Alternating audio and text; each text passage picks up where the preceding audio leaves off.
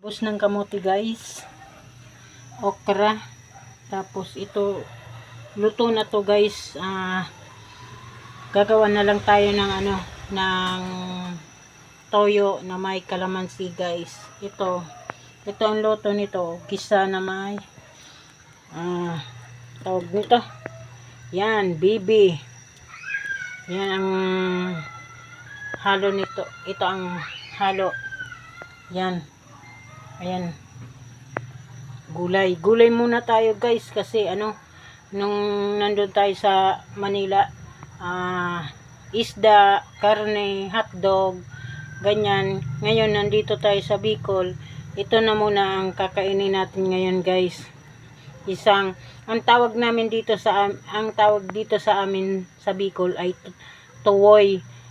Ewan ko lang po kung anong tawag po sa inyo nito guys. Paki-comment na lang po kung anong tawag po sa inyo nito. Bibi ba o tuwoy? Sa amin kasi tuwoy guys. Ayan, isasawag natin dyan sa, yan, pinakuluan na muna natin kasi yung yung shell niya parang madami pa rin siyang itim-itim. Kaya pinakuluan ko muna siya. Para kumulo na, takpan muna natin siya guys. Maghintay tayo ng ilang minuto guys. Ayan, ito magsasawsaw na lang tayo. Gagawa tayo ng toyo tsaka kalamansi guys. Ayan, ito okra din, pang sawg din doon sa gagawin natin doon sa bibi na yan. Ayan, ito talbos ng kamote guys. Tanim po ito ng nanay ko sa likod ng school. Itong okra tanim din ng nanay ko, nandun po sa likod ng school din po. Ayan,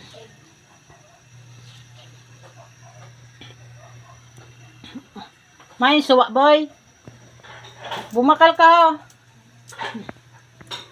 dali na 5.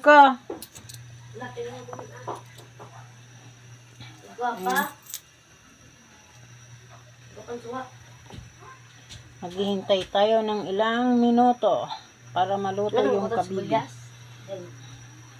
Sibuyas lagan mo. Ayan. Flex ko po yung bahay namin. Ito po yung loob ng bahay namin guys. Hindi pa po siya masyadong ito yung pag naubusan kami ng gas, ito yung nilulutuan namin. Ayan, pugon ang tawag sa amin. Sa inyo guys kung ano tawag yan. Ayan, ayan, pamangkin kong marunong din magluto. Ay, yan, ito yung tindahan ni Madre. Ayan, may tindahan siya, negosyo siya guys. Ayan, kahit konti lang yan guys, okay naman po yan. Yan, at ito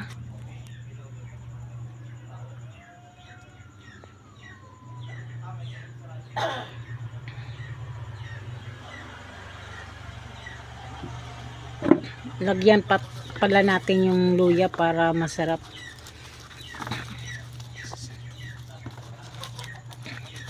Kuha tayo ng luya, konting luya. Ayan, luya to guys.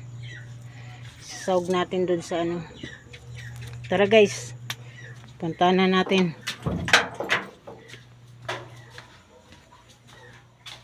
Girisol man ba yun? Isasawag ko natin. Yan, kumulo na guys. Bumuka na. Nabuka na guys oh. Dapat lahat yan bubuka. Bumuka na oh. Wow, sarap. Bilisan mo na, balik ang ganda.